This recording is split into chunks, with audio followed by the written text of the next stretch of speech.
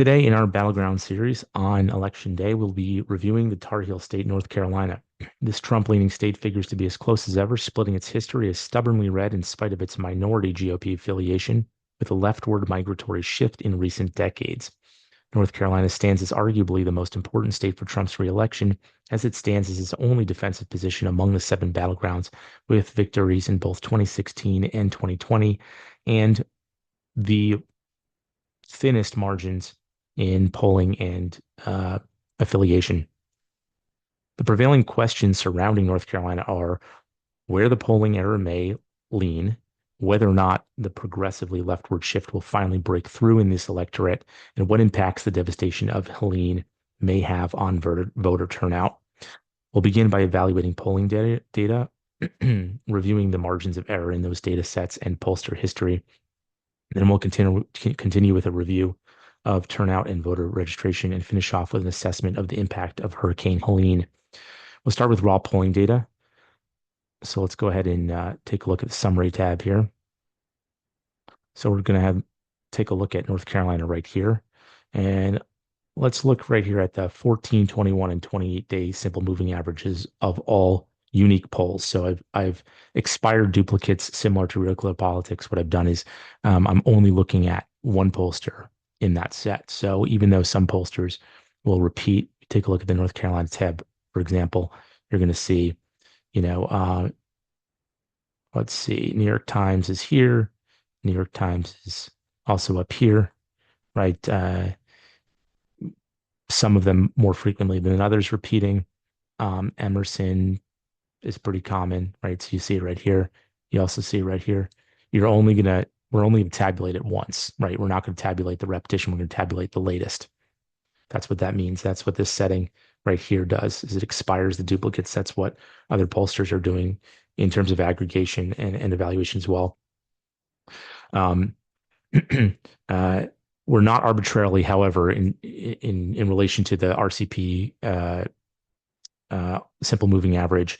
They have different models for how they treat the simple moving average for unique polls across states, because some have more polls within a time frame, some have fewer. So the average is taken over a larger or smaller data set, and it's sort of arbitrary. It doesn't really have any specific timing. We're not arbitrarily phasing out anything here. We're looking at all unique polls over those time frames. You'll see there's not a ton of movement though. So let's take a look at like 14. We're looking at North Carolina 1.27, 1.27, 0.83. So it's actually moving slightly further right, as you can see, when we go from 28 days down to 14 days. And let's go back to 21 because we have not tabulated data for all states, so we're going to get some of those errors. Only take a look at North Carolina. Don't worry about the other states. Those ones have not been all tabulated. The ones that are highlighted in deep orange, they have all been tabulated. So New Hampshire, Virginia, Minnesota, and New Mexico. We're close on Michigan tabulation in Wisconsin, but there is some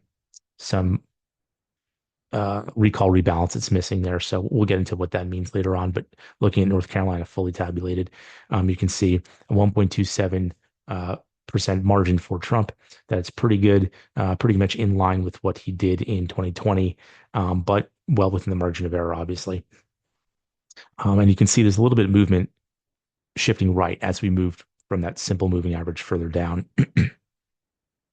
So by and large, Trump retains a slim lead, and this is consistent with his leftward migratory shift in terms of comparison from 2016 to today.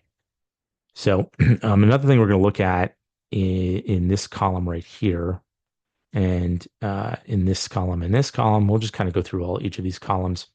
We like to look at the sample size weighted average. So this is your raw weighted average. This is when it's weighted by sample size, meaning different polls have different sample sizes. If you take a look here, you can kind of see what those sample sizes look like, right?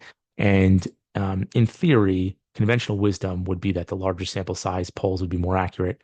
So this might be of interest to you. That's this one right here. It's weighted by sample, and you can see it kind of goes up for Trump a little bit there. However, it's important to note that larger sample size polls that are completed in higher frequencies, such as the Bloomberg Morning Consult, are known for being wildly inaccurate. This is because their method for gathering data at such high volume typically requires an opt-in poll. So these are not cold calls. There's a significant technological problem with this. Pew Research did a great piece on this. I'll try to include it in the references in the description. Um, so if I forget, remind me in the comments. But basically, what happens is that bots submit to these, and as bots generally do, they commonly select the first answer in a multiple choice set. So if you're a left word leaning biased pollster like Bloomberg is, very much so, and New York Times, very much so, you'll find that Kamala and Democrat talking point affirmatives are the first selection more often than not. And Pew Research found that this skewed polls by 8% in 2016 and 2020. So as a consequence, the morning consult is considered a bit of a joke among the polling community and simultaneously submits the largest sample sizes. So that what that means is that the weighted sample size is not necessarily valuable information. It could very well be super inaccurate because morning consult submits these really, really large sample sizes. So if you take a look at North Carolina, you can see their sample sizes. If you're looking for Bloomberg Morning Consult. 702, that's a reasonable size. That's a reasonable size as well. Um, Take a look at the national average more so. You're going to see some of the larger ones are Morning Consult. Yeah, 8,570 pales in comparison to any of these other 1,000 or fewer. Here's another one, 8,657. So not all that meaningful to look at the sample sizes in the national poll, perhaps maybe in that North Carolina. But um, what we want to do is basically take into account, take it with a grain of salt, right? So, but morning consult's not alone in this, right? That's why you don't lean hard into that data point. Um, However, you can see the larger sample sizes pull Trump's favor further up, and so that's a good thing for him. So now to mitigate these inaccuracies in both raw and and simple moving averages, we can disable the most historically inaccurate pollsters as well. So let's take a look at what that does when we look at the 2020 scorecard. So here's our list of all our pollsters. These are all the pollsters that we've aggregated. Here's 73 of them, and I've actually, if we want to just look at their 2020 scorecards and don't look at the real margins. I haven't worked on this. The calculations in this row and this one they're not very good. Um, there were some circular dependency problems. So we're not going to look at 2020 real margin, 2024 projection. We're just going to look at the 2020 scorecard, the 2016 scorecard, 22 and 2 scorecard. And let's look at the ones that have the most egregious miss here. So Monmouth, CNN. I mean, these are really big misses, right? So let's go ahead and if we were to disable these guys, right? So that's down to Reuters. Okay, these are the guys who have margin misses over 5 points. And let's take a look and see. See, that brings North Carolina up further, which means that the most egregious of the pollsters are left leaning, and so that benefits Trump in terms of the actual outcome. So let's go ahead and we're going to turn these back on, and I'm going to explain to you why we're going to turn these back on in just a moment. Okay. So you can see there that the impact uh, improves Trump's figures overall. 2% is a pretty good number. Effectively, the most inaccurate pollsters are favoring Harris more often than not, and that's not a good sign for Democrats. But that's also somewhat expected, right? That's when everyone expects, having seen 2016 and 2020. We'll go back here. So that's your weighted sample on the raw average. So the last column here is how the sample adjusted raw data is impacted by the 2020 simple moving average miss, meaning when we look at what the simple moving average was in 2020 against what the actual final result was. So if you look at North Carolina, for example, and you look at, let's go to 2020.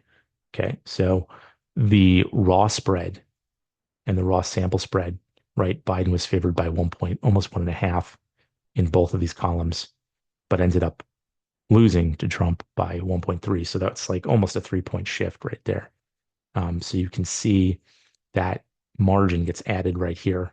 So we're looking at here the actual the sample size, simple moving average margin miss from 2020 added to the current raw uh, sample size weighted average.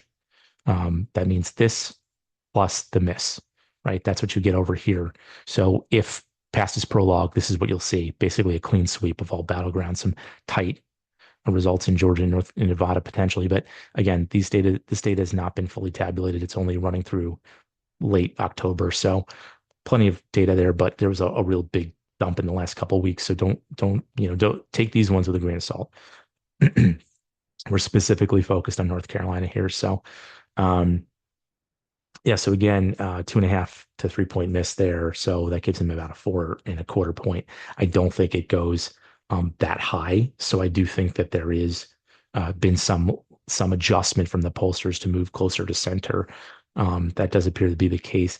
There, when you look at the data sets for each of these pollsters, the majority of them do a very good job of separating their demographics, balancing them out equally.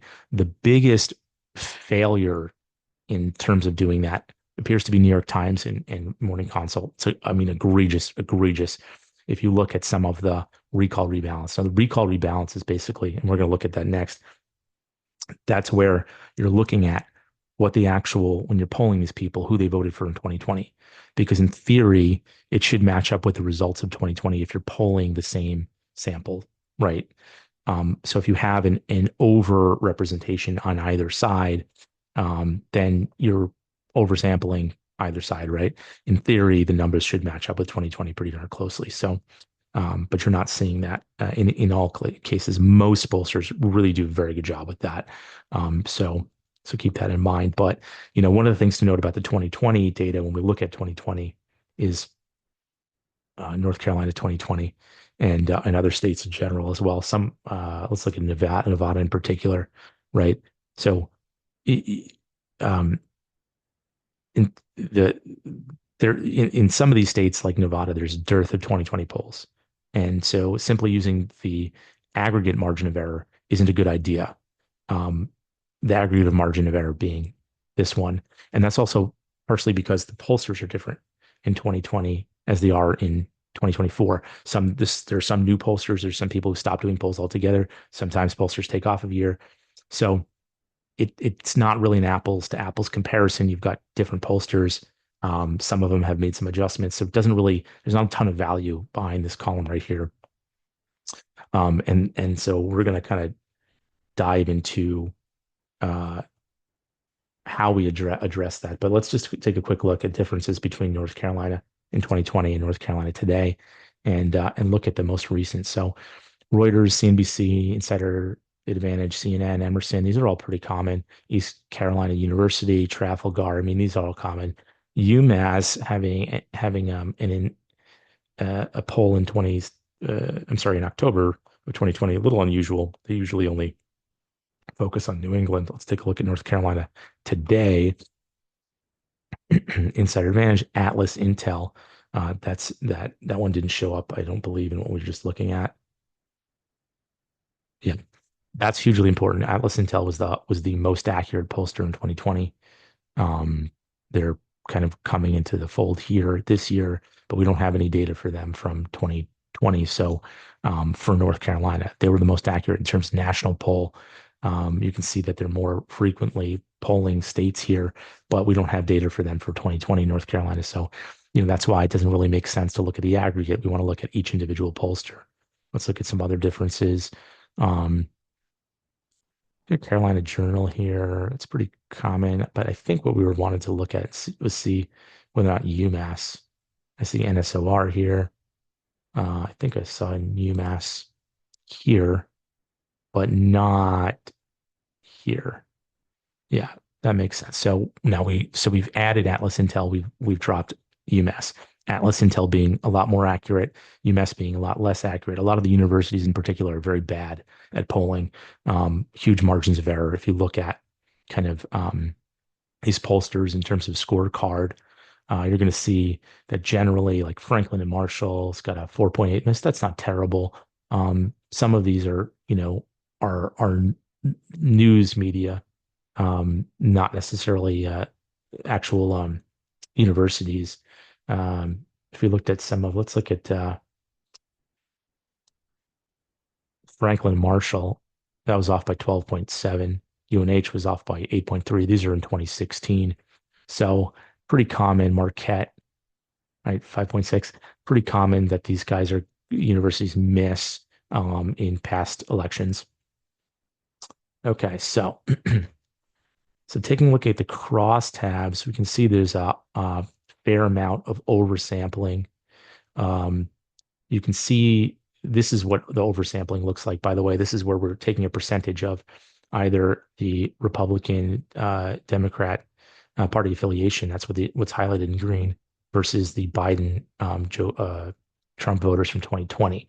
So you can see here, this is oversampling Trump. This is undersampling Trump, undersampling Trump, undersampling Trump. So in the terms of the 2020 recall, which is a more accurate figure, a lot of undersampling beforehand, and a lot of oversampling in terms of party affiliation here, here, here, here, here. So what that basically means is that the pollster expects that Republicans will turn out in higher numbers than Democrats, even though they're outnumbered. And here you can see this is a 2020 recall. You can see New York Times is particularly bad at this, meaning they oversampled Biden 2020 voters. So we're going to take a look at how that figures out. So let's go back to this tab. um, if we're looking at if we want to get information about the recall, how that oversampling adjustment works, we'll go ahead and toggle this right here. So basically what this means is I want to see what happens if I offset that oversampling, right, on either side. As you can see, there's a little bit of a push up, but for the most part, it's pretty much even. We're only looking at this. Don't look at the weighted averages because those are taking margin of error into account, and recall rebalance, or the recall miss rather, is part of the margin of error, right? That's part of that whole modeling. So we don't want to look at that. We only want to look at the raw average. That's 127, goes up to 138. So there is a little bit of oversampling of Democrats or Joe Biden voters for Harris. And so, but it's a little bit, it's just a little bit. So it's not really an egregious issue there. Um, so I'm going to pick up on some of the written statements I have here, and then we'll kind of dive into the next part right here. So, um,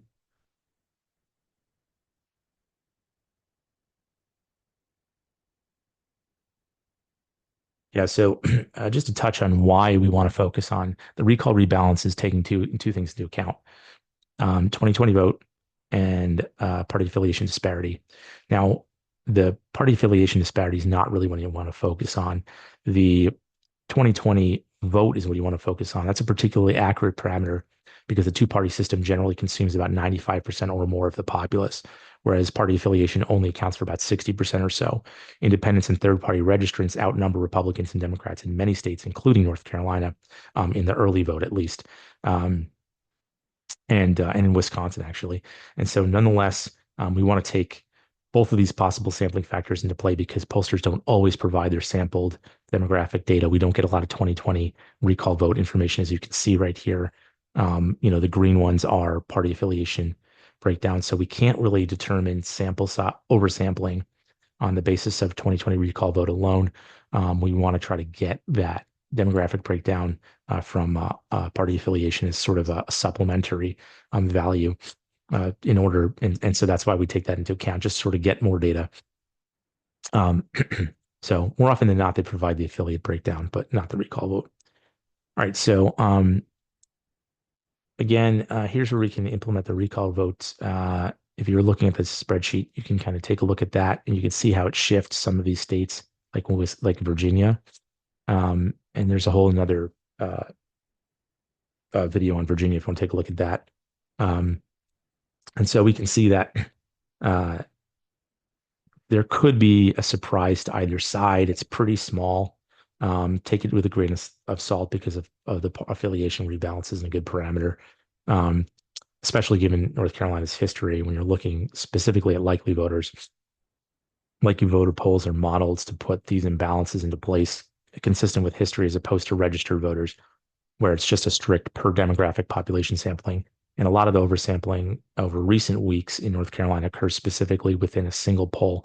And that's, well, I should say two polls, Survey USA and New York Times, which leans Harris by 3% oversampling, and we saw 6% oversampling for New York Times. Now, Survey USA has got a 2.4% statistical bias according to Nate Silver, which is consistent with RCP's scorecard of a 69% left alignment on a 3.8% margin of error. So that means there's a 2.62% statistical bias average on RCP. That's pretty consistent with Nate Silver's 2.4. And you can see that right here if you want to go ahead and try to find Survey USA and look at their scorecard, and you can kind of see the 2020 scorecard 4.2, and we've got a 69% Democrat lean on a 2.7% self-assessed margin, but that's a 4.2 2020 scorecard margin. So I'll get to this self-assessed and scorecard margin as well, by the way, because I want to help clarify what that means. Is that's what we're gonna do next. So let's see how the rebalance impacts the raw average columns aside from just this. So let's take a look quickly in terms of sample size, 1.41 to 1.47, pretty much nothing there. So yeah, not a lot going on there. So let's turn this off. All right, so this brings us to the margin of error evaluation. There's a few things we have to look at. So each pollster provides their own margin of error when they report. So you're going to see that, like, actually, let's go back to North Carolina here. This is what they report, right? That's a self-assessed margin of error. It's not a scorecard margin of error. So we're going to look at the self-assessed margin of error against the 2020 scorecard. And then we can look at the 2022 as well, just to see sort of what the worst case scenario is. The realized margin for 2020 is going to be the closest that we have for general election. 2016 are too far out. And we have to assume that pollsters have made some adjustments over the last 8 years, and it appears to be that they have, to address the miss that they had in 2016. And we're only using 2022 midterms, not 2018, because we really shouldn't be using midterms at all.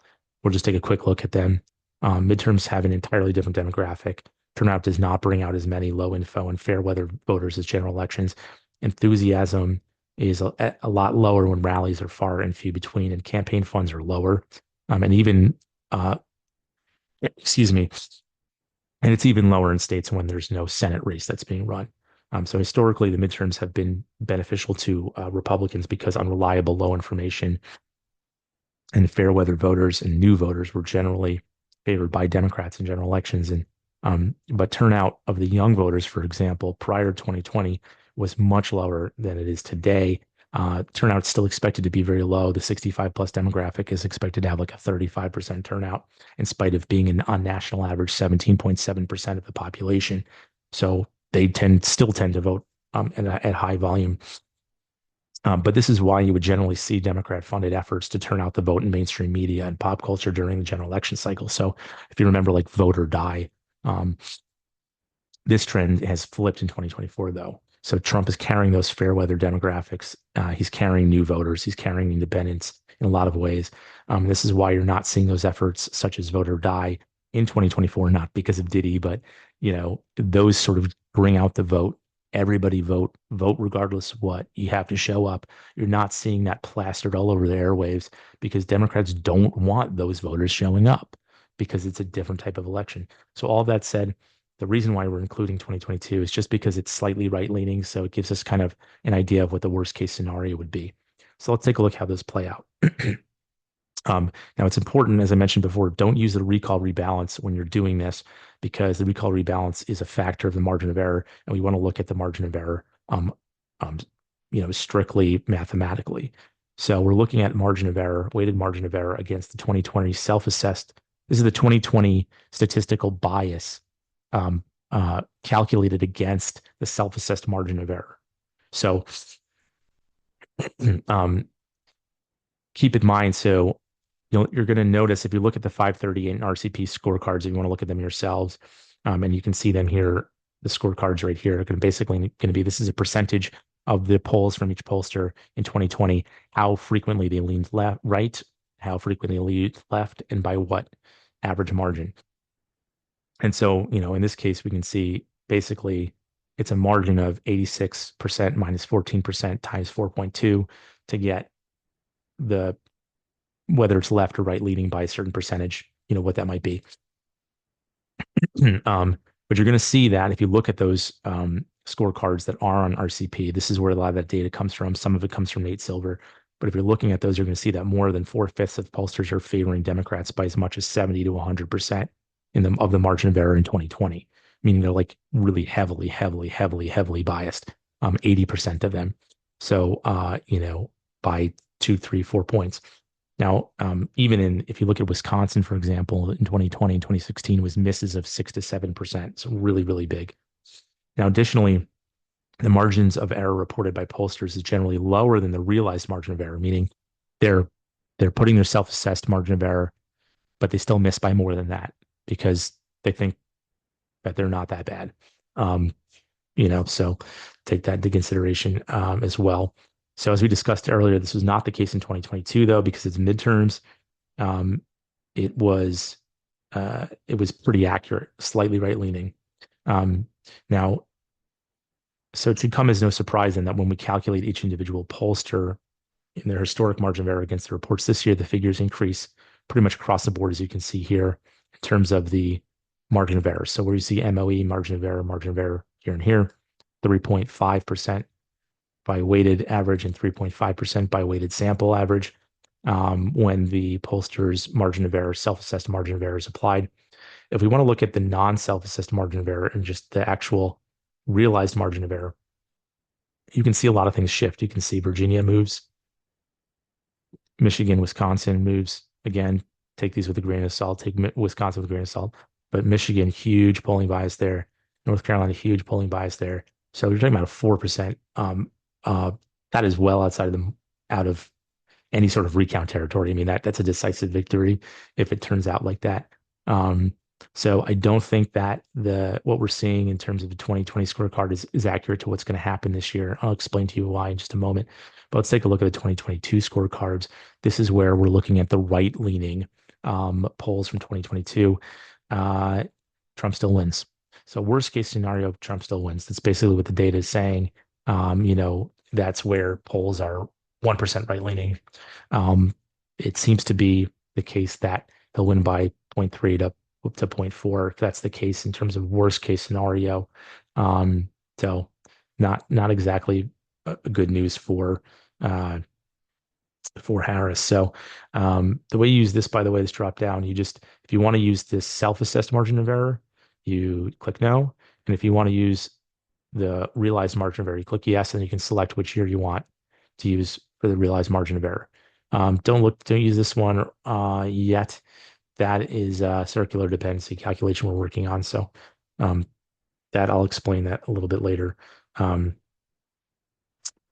So going back to written statements here. So again, if we choose to override the self-assessment, you'll see figures increase substantially. We saw it go from 3.5 to 4.17, and the margins become large enough for the election to be easily determined before midnight. If we then look at the actual real margin, which is a calculation of those pollsters' battleground state margins of error as opposed to their scorecards, which have been broader reach, figures tighten a little bit, indicating our models are likely more accurate than a blanket assessment. So it's when we implement the 2022 scorecard that margins sort of come closer. We already looked at that. It becomes slightly more problematic, but he still has the lead. And in one case, he achieves victory by seizing Pennsylvania, North Carolina, in recount territory. You can see recount territory being sort of these slim margins right here. And Pennsylvania data is not in yet. So don't, if you're listening to what I just said and you're looking at trying to figure out what that data is, I'll show it to you in another video. Okay, so when we're looking at larger sample sizes, fractional losses in Nevada, North Carolina, that would hand the victory to Harris and give Trump a 265. But we're going to look at sample size adjusted data. If we're going to do that, we need to consider the inaccuracies at scale. And so if we're able to disable those pollsters that sit the furthest ends of the spectrum, you'll find that it actually puts Trump back up to 312. So if we're not going to do, let's take a look at and just for the sake of seeing if a lot of these pollsters kind of adjusted their margins and using the recall revote, I'm sorry, the recall rebalance off. Let's just actually see what happens when we get rid of um, the ones that were egregious in the past. And this way we can kind of get a sense, maybe we want more data than less. So let's reach out to 5.5 and see how that adjusts. So here the recall rebalance adjustment, I'm sorry, here the scorecard margin of error adjustment has tightened by 1 point when we get rid of those pollsters, those sort of bad actors. And it actually goes all the way into recount territory for North Carolina in terms of raw average and sample size raw average. So that's a really good piece of information to know, is that if these guys have really adjusted, and a 5% margin of error is not terrible. If they've adjusted their practices and they have improved, which we don't believe is the case in Morning Consult, certainly isn't the case with New York Times, wherever they are at, then you're going to find it's not as high as 4% or plus. It's closer to somewhere between, this recount territory and 3%. Let's go ahead and put these guys back up. Okay, so here's an important piece of information: is back testing. If we're back testing, that's what's going on down here, where we're back testing the margin of error of each of these models against the 2020 results. And the most common is going to be number 2. That's the weighted margin of error by scorecard. And if we look at the self-assessed scorecard difference, it kind of, you got a little change right there. Not much of a difference there, but you can see basically that uh, number 2 is kind of the most common. Number 4 and number 1 next most common. So everything's coming in here, here, and here in terms of backtesting application. We actually go ahead and take the lowest margin of error miss. It's a mixed model. So we're taking whichever model most accurately matched 2020 data and apply it over here, and then recalculate the lowest margin of error model. The lowest margin of error model actually gives Trump a 325 victory. It gives him Virginia, Michigan, Wisconsin. He sweeps the battlegrounds and also wins Virginia. I think this is probably inaccurate. I think New Hampshire is probably a better shot than Virginia. There's too much of a gender disparity in registrations in Virginia, but we'll get to that. But bottom line is the smallest margin of error is 0.03% in back testing to 2020 gives Trump a 325 victory. That is crazy. So 2022 scorecard, the margin of error, I mean, across the board, you can see he still wins 287. Smallest margin of error miss is this one right here, 0.96. Doesn't seem likely it's going to be 2022, but he still wins North Carolina with 2022 scorecard. So let's see. All right, so let's cut over to registration and turnout. So the big picture here is that there's been a massive move to the right, and that's undermining this migratory leftward narrative compared to January as seen in the voter registration data courtesy of nc.gov, which we can get here. Democrats gained roughly 15,000 voters from 2.41 to 2.42 million, while Republicans gained nearly 100,000.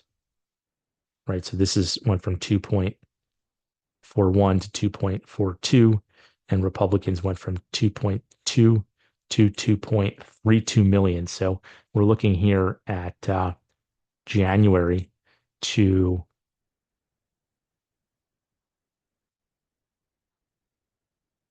let's pick a different period. Let's pick October.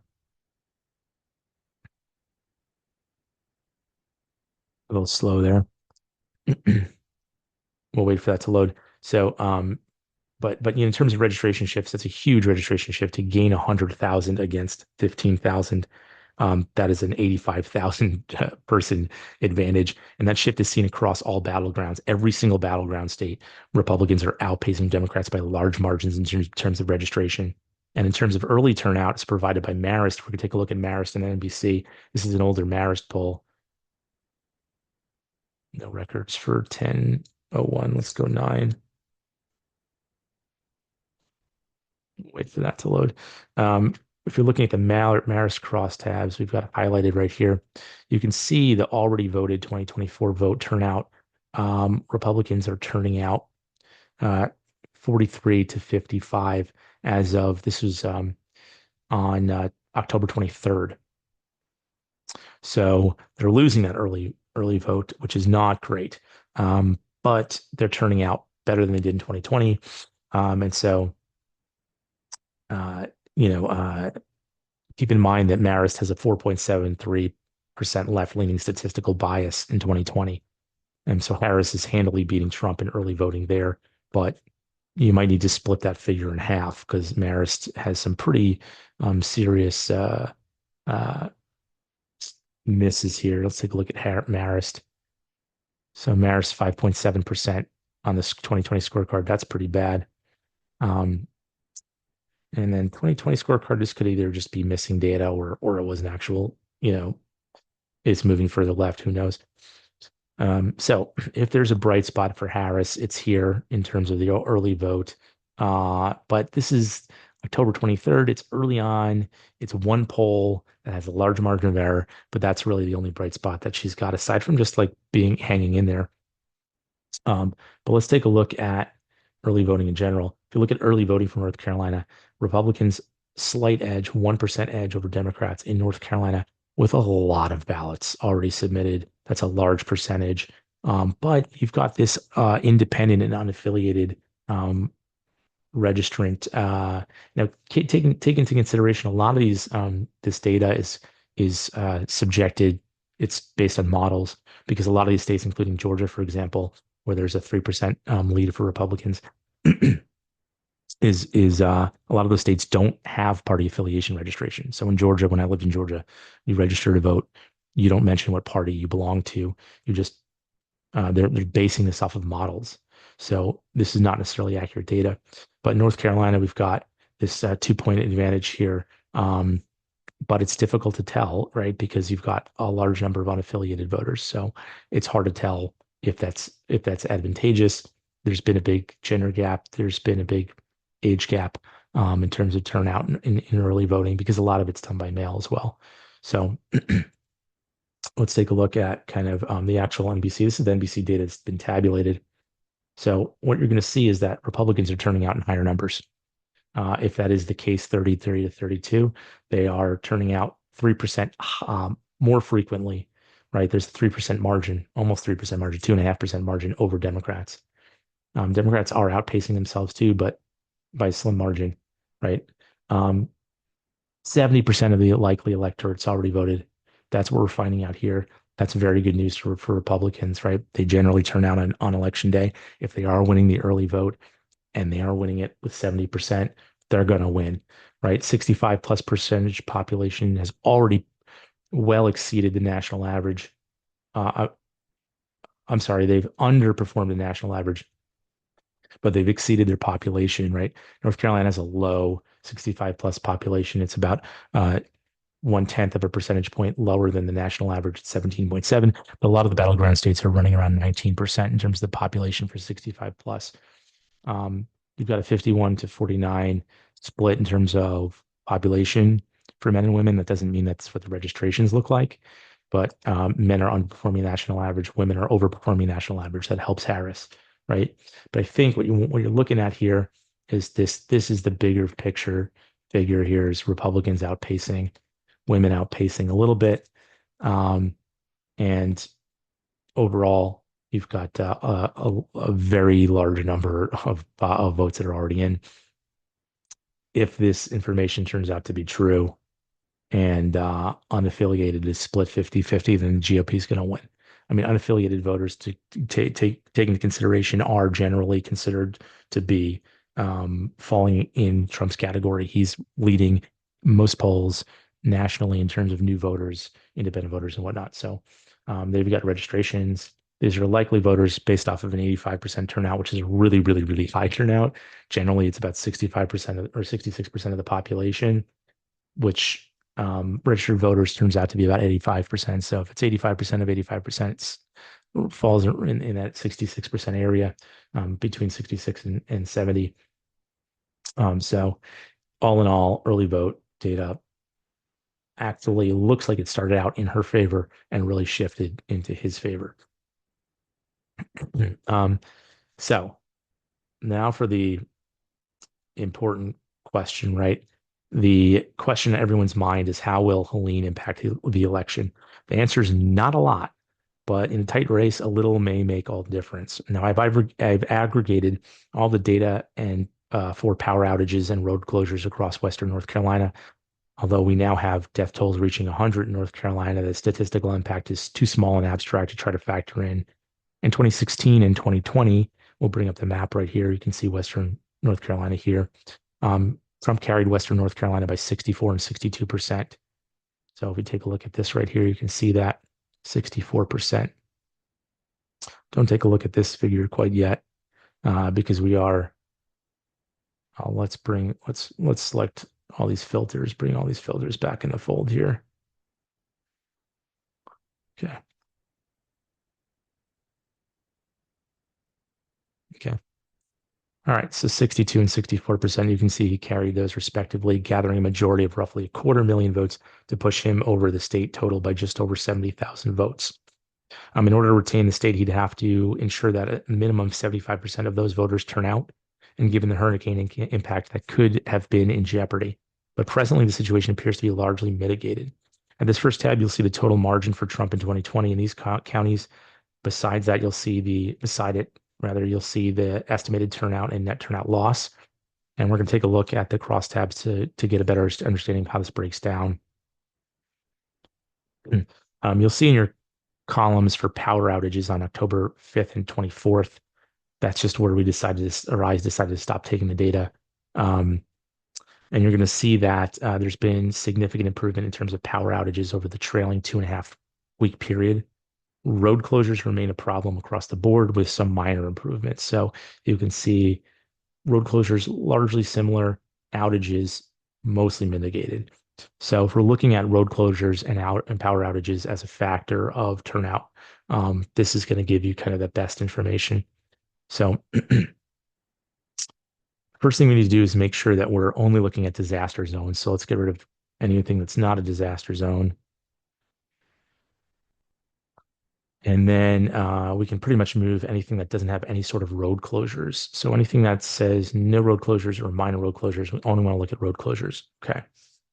And that information, by the way, is pulled from the North Carolina Power Outages Grid and the drivenorthcarolina.gov website, which has actually had significant improvements since we tabulated this data in October. That's actually really, really, really good for Trump. So this leaves us with counties where road closures are problems for ballots and mail-in, and potentially where they might have issues in accessing internet to electricity, maybe too preoccupied to vote, or maybe relocated out of state. And that percentage of outages is levied against the margin to determine what probable impact is.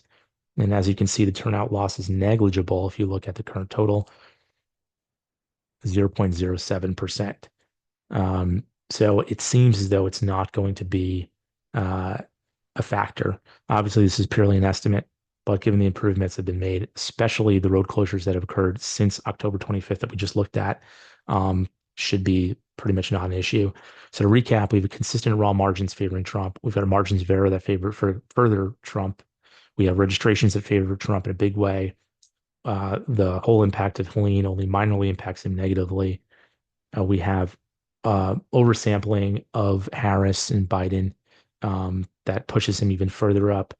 We have early voting that generally appears to be benefiting him.